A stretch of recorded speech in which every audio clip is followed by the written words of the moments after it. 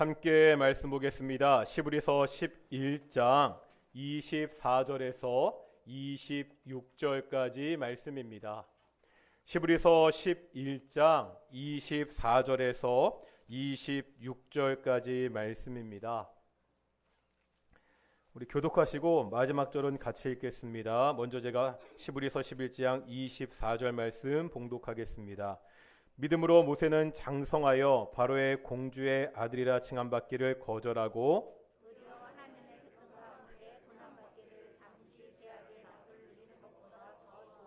함께 읽겠습니다. 그리스도를 위하여 받는 수모를 애굽의 모든 보화보다 더 큰 재물로 여겼으니 이는 상주심을 바라봄이라. 아멘. 이 시간에는 관리 찬양대 하나님께 찬양으로 영광 우리 앞뒤 자부들과 인사하겠습니다. 하나님이 우리와 함께 하십니다. 오늘도 하나님이 함께 하시는 예배, 하나님의 임재 가운데 하나님의 복과 은혜를 누리는 귀한 예배가 되기를 소망합니다. 지금까지 우리가 몇 주에 걸쳐서 사울, 다윗, 솔로몬 왕의 이야기를 보았습니다. 우리가 이 세 왕을 통해서 어떻게 해야 이 땅에서 성공할 수 있는지를 보았지요. 인생의 성공과 실패를 결정짓는 핵심 변수는 하나님이었습니다. 이 성공과 실패에 대한 설교 시리즈를 마무리하면서 한번 근본적인 질문을 해보도록 하겠습니다. 성공이란 뭐죠? 성공에 대한 이야기를 하면서 세 왕의 이야기를 한 것은 왕이 최고의 권력자이기 때문입니다. 사람들이 높아질 수 있는 가장 높은 자리이기 때문입니다. 하지만 다시 한번 이 세 왕의 이야기를 생각해 보겠습니다.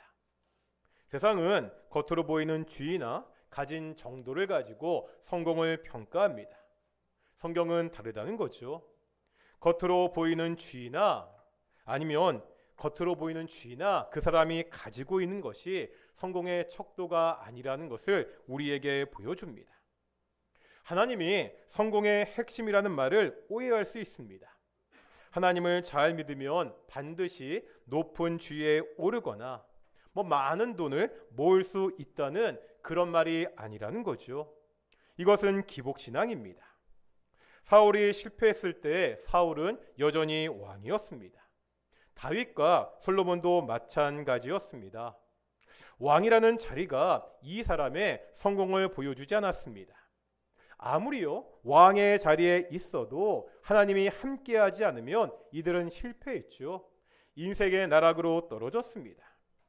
하나님이 성공의 핵심 변수인 건 맞습니다. 이 말이 단순히 하나님이 성공의 요소나 결정적인 매개체가 된다는 말이 아닙니다. 성경은 성공에 대해서 뭐라고 이야기합니까? 성경이 말씀하는 성공이란 하나님이 함께 하시는 것 그 자체입니다. 지위 고하의 여부, 돈이 얼마나 많은지의 여부, 배움의 정도와 상관이 없습니다. 성공한 사람은 하나님이 함께하는 사람입니다. 사울이 성공했다고 이야기할 때 그가 왕의 쥐에 올랐기 때문이 아닙니다. 하나님이 함께했기 때문입니다. 사울이 실패했다고 하는 것은 왕의 쥐를 잊어버리거나 그가 받은 권력을 잊어버렸기 때문입니다. 하나님이 함께하시지 않았기 때문입니다. 우리가 보았던 다윗과 솔로몬도 마찬가지입니다. 우리가 이것을 알아야 성경에 나오는 인물들의 삶을 이해할 수 있습니다. 한번 구약과 신약의 가장 대표적인 인물인 모세와 바울을 보겠습니다. 모세는요 처음에 어떠한 삶을 살았습니까? 당시 최강대국이었던 애굽의 왕자였습니다. 화려한 궁전에서 호의호식하며 살았습니다. 이랬던 모세가 하나님을 만났죠. 그 하나님께 소명을 받았습니다. 그 다음에 어떠한 삶을 살았죠? 평생 광야에서 떠돌아다녀야 됐습니다. 너무나 불평불만이 많는 200만 명이 넘는 그 백성들을 인도했습니다. 사방의 적들과 계속해서 전쟁을 치렀습니다. 그러다 결국 약속의 땅에는 들어가 보지도 못하고 바라만 보다가 죽고 말았습니다. 바울은 어땠죠? 예수님을 만나기 전 바울은 전도 유망한 청년이었습니다. 최고 학문을 공부했고요. 사람들에게 존경받는 종교 지도자였습니다. 이런 바울이 예수님을 만났습니다. 예수님께 소명을 받았습니다. 그 다음에 바울의 삶은 완전히 바뀌게 됩니다. 어떻게 살았죠?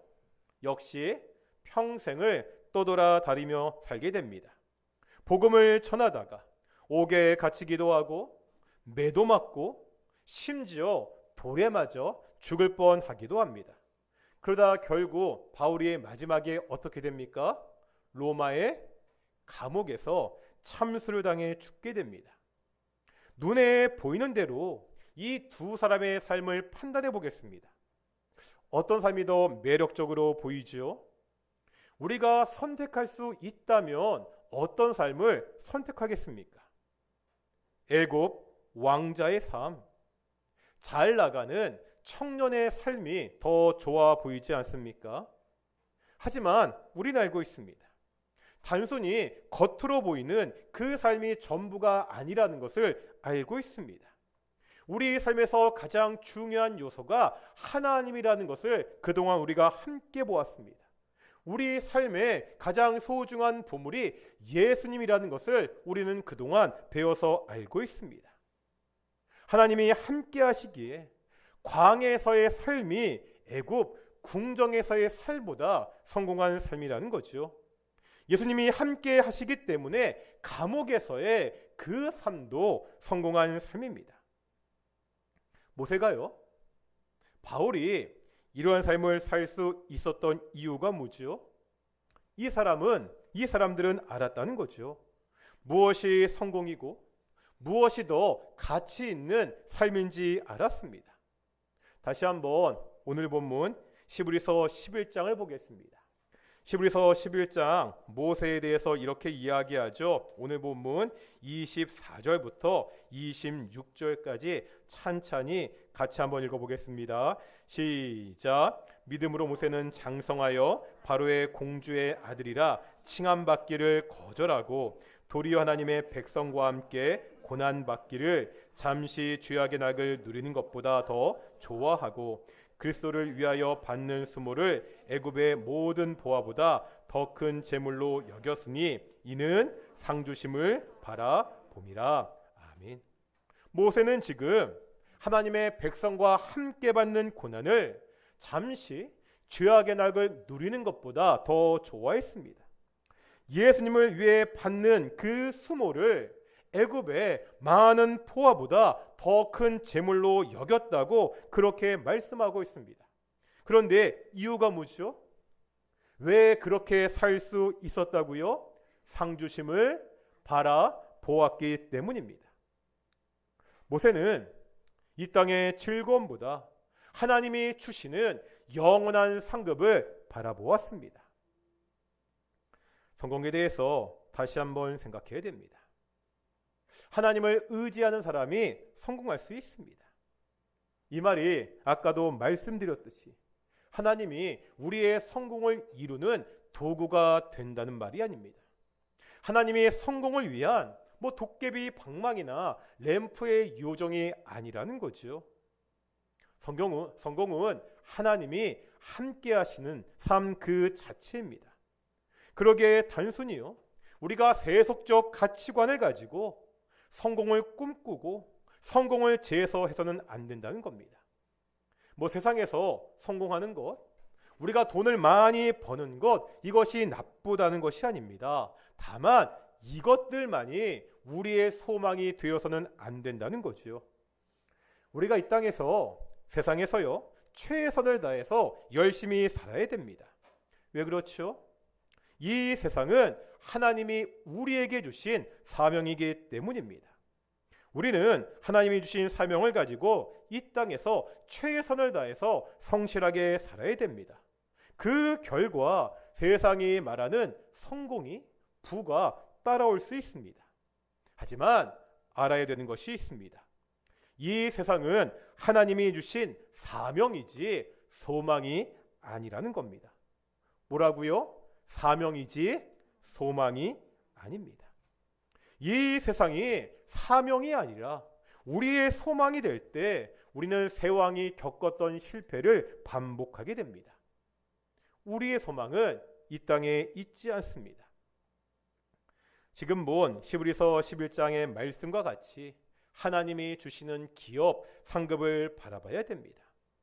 단지 이 땅에서의 성공이 아니라 하나님 나라에서의 성공입니다. 내 눈앞에 보이는 그 현실을 넘어선 영원한 나라의 삶을 우리가 볼 수 있어야 됩니다. 제가 이런 얘기를 드린 적이 있습니다. 우리가 영화를 보면 인류의 미래를 그린 영화들이 많이 있습니다. 그런데 이런 영화들을 보면 대개가 미래의 사회를 굉장히 어둡고 우울하고 부정적으로 그리고 있습니다. 유토피아가 아니라 디스토피아 세상을 그리고 있습니다. 이런 영화들이 있는데요. 매드맥스, 블레이드 러너, 설국열차 다 미래를 그린 영화들인데 이런 영화들이 보여주는 미래는 굉장히 암울하고 불안합니다. 왜 그렇죠? 왜 영화들이 미래를 암울하게 그리고 있습니까? 인간의 공포라는 것은 무지의 소입니다. 사람들은 알지 못하는 것을 무서워합니다. 그렇다면 인간이 결코 알 수 없는 가장 무지한 것은 무엇입니까? 바로 미래입니다. 흔히 말하잖아요. 인간들은 한 치 앞도 볼 수 없다는 거죠. 그러기에 인간들은 미래에 대한 두려움과 공포를 가지고 있습니다. 젊은 청년들이 그렇지 않습니까? 직장인들이 그렇지 않습니까? 자녀를 키우는 부모들이 그렇지 않습니까? 자기의 미래에 대해서, 직장의 미래에 대해서, 우리 자녀의 미래에 대해서 언제나 불안하고 두려운 것이 인간들의 마음입니다. 이러한 공포와 두려움이 영화에 그대로 투영됩니다. 사람들은요, 이러한 두려움을 극복하고자 나름 노력들을 하죠. 학문적인 분석을 통해서 미래를 예측하기도 합니다. 지금도요, 서점에 나가보면 미래를 예측하는 그러한 책들이 굉장히 많이 있습니다. 또 어떤 사람들은 정반대로 갑니다. 미신을 믿죠. 연초가 되면 전집이 문전성시를 이룹니다. 하지만 우리들은요, 미래에 대한 이러한 두려움을 가질 필요가 없습니다. 왜죠? 성경은 우리 미래에 대해서 어느 것보다 확실하게 분명하게 말씀하기 때문입니다. 우리가 전도할 때 많이 인용하는 성경 구절이 있습니다. 다 같이 한번 신약성경 히브리서 9장 27절 보겠습니다. 신약성경 363페이지입니다. 363페이지 히브리서 9장 27절 같이 읽겠습니다. 시작. 한번 죽는 것은 사람에게 정해진 것이요 그 후에는 심판이 있으리니. 성경은 분명히 말씀하고 있습니다. 한번 죽는 것은 정해진 것인데 그 다음에는 뭐가 있다고요? 영원한 심판이 있다고 분명히 말씀하고 있습니다. 그러면 우리가 심판을 걱정해야 됩니까? 그렇지 않죠. 누구나 암송하시는 요한복음 3장 16절 시작. 하나님이 세상을 이처럼 사랑하사 독생자를 주셨으니 이는 그를 믿는 자마다 멸망치 않고 무엇을? 영생을 얻게 하려 하심이라. 예수님을 믿는 사람들은 심판을 받는 것이 아니라 멸망하지 않고 영생을 얻는다고 분명히 약속하고 있습니다. 성경의 마지막 책인 요한계시록은요, 우리의 미래를 그림으로 보여주고 있죠. 장차 성도들이 하나님 앞에서 얼마나 존귀한 존재가 되는지, 하나님과 함께하는 그 새하늘과 새 땅, 신천 신지가 어떠한 곳인지 아름다운 언어로 묘사하고 있습니다. 우리 믿음의 선배들은요, 바로 이 하나님이 주시는 미래를 꿈꾸며 살았습니다. 모세는, 바울은 이 하나님의 상 주심을 꿈꾸며 소망하며 살았습니다. 이 세상에 소망을 두지 않았습니다. 시브리서 기자는 이러한 삶을 뭐라고 이야기합니까? 우리가 지금 읽었던 시브리서 11장 별명이 있죠. 별명이 뭐죠? 뭐라 부르죠? 믿음장이라고 부릅니다. 시브리서 기자는 우리 믿음의 선배들이 살았던 이러한 삶을 믿음이라고 이야기했습니다. 우리가 이 땅에서 이러한 믿음을 가지고 살아야 됩니다. 그렇다면 우리에게 어떠한 믿음이 필요하죠? 우리가 어떠한 믿음을 붙잡고 이 땅에서 살아가야 됩니까? 우리가 잘 아는 주기도문에 보면 이런 기도가 있죠. 오늘 우리에게 일용할 양식을 주시옵고. 예수님은 제자들에게, 우리들에게 일용할 양식을 구하라고 그렇게 말씀하셨습니다.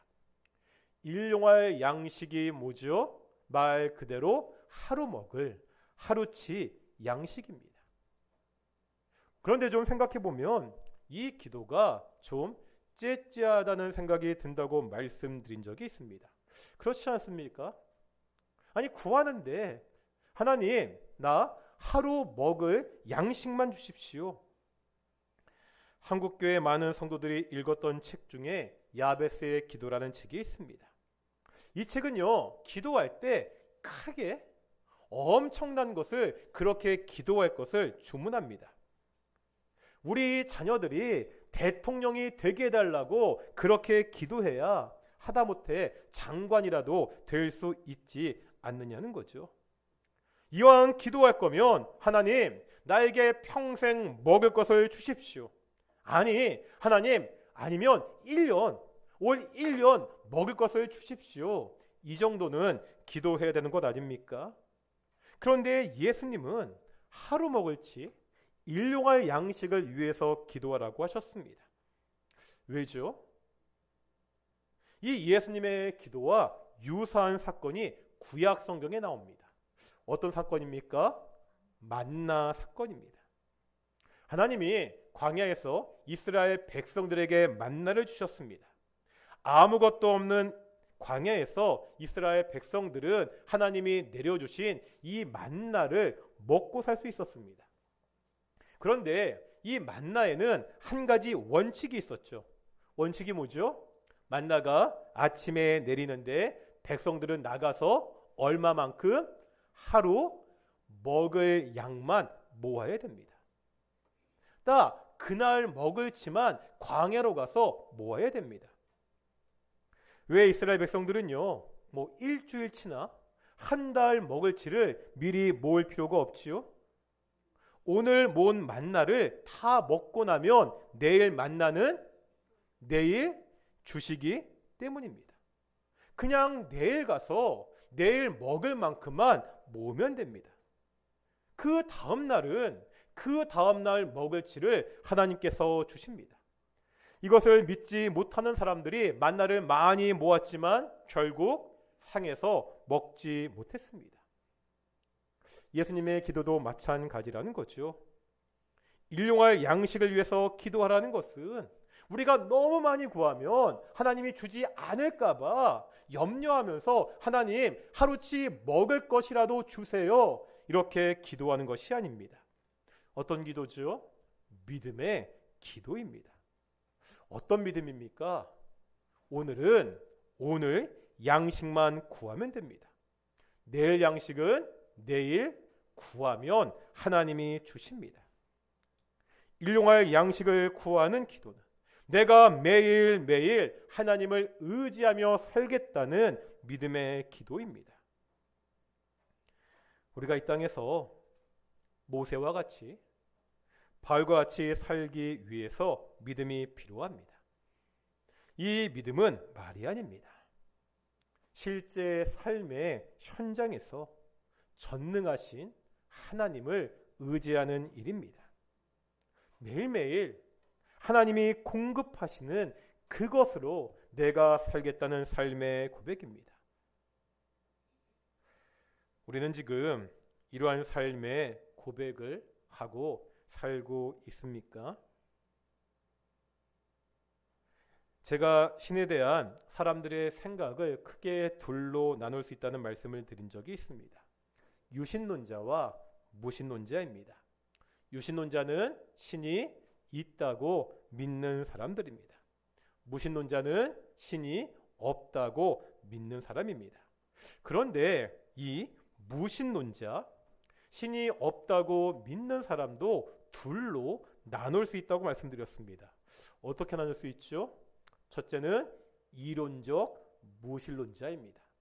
두 번째는 실천적 무신론자입니다.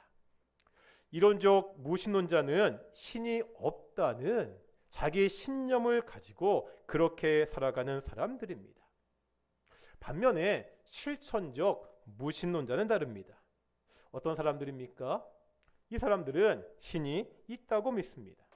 심지어 종교 생활도 합니다.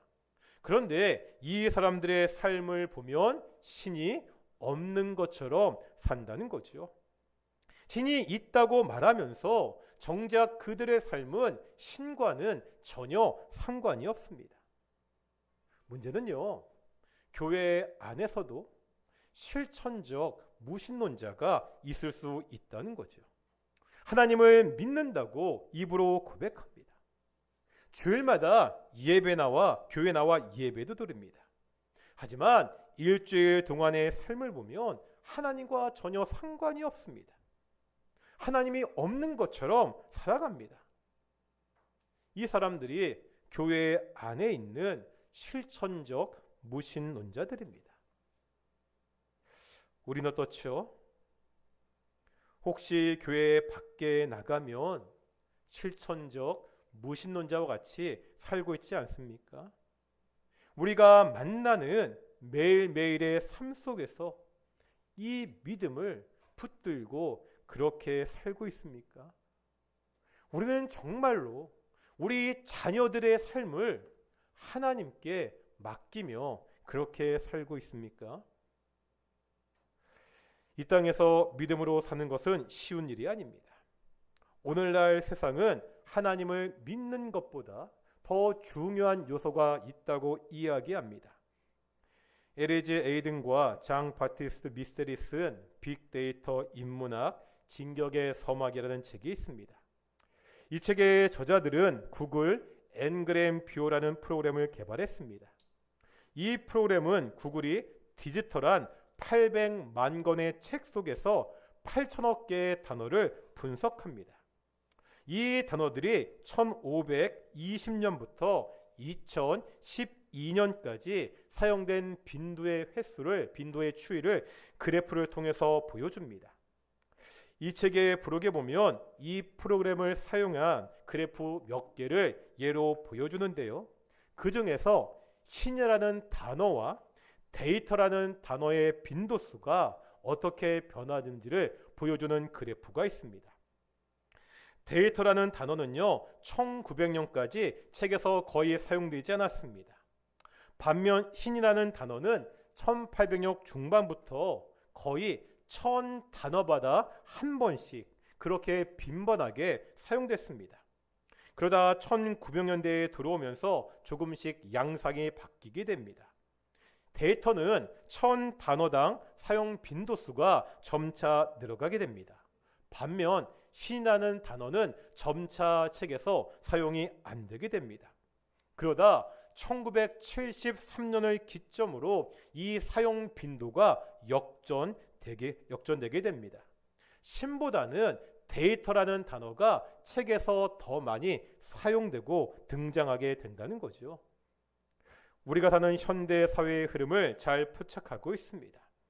이제 사람들은 눈에 보이지 않는 하나님보다 눈에 보이는 데이터가 더 우위에 있습니다.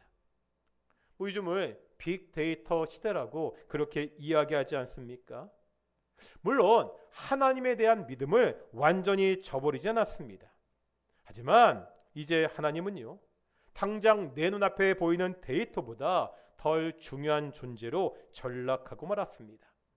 이 하나님의 자리를 데이터가 대신하고 있습니다. 이런 세상에서 믿음으로 사는 것은 손해처럼 보이기도 합니다. 적당히 세상과 타협하며 사는 것이 성공의 지름길처럼 보일 때도 있습니다. 하지만요, 성경은 그렇지 않다는 것을 우리에게 분명히 말씀하고 있습니다. 다 같이 한번 시편 92편 보겠습니다. 구약성경 871페이지 시편 92편 7절입니다. 구약성경 871페이지 시편 92편 7절을 먼저 보겠습니다. 90편 7절 읽겠습니다. 시작. 악인들은 풀같이 자라고 악을 행하는 자들은 다 흥황할지라도 영원히 멸망하리이다. 이제 12절입니다. 12절 시작. 의인은 종려나무같이 번성하며 레바논의 백향목같이 성장하리로다. 지금 시인은 악인을 뭐에 비유하고 있죠? 7절에 보니까 풀에 비유하고 있습니다. 반면에 12절에서 의인은 뭐에 비유하고 있죠? 나무에 비교하고 있습니다.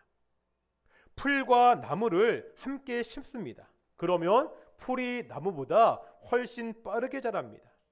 나무의 성장 속도는 풀에 비하면 마치 죽은 것과 같습니다.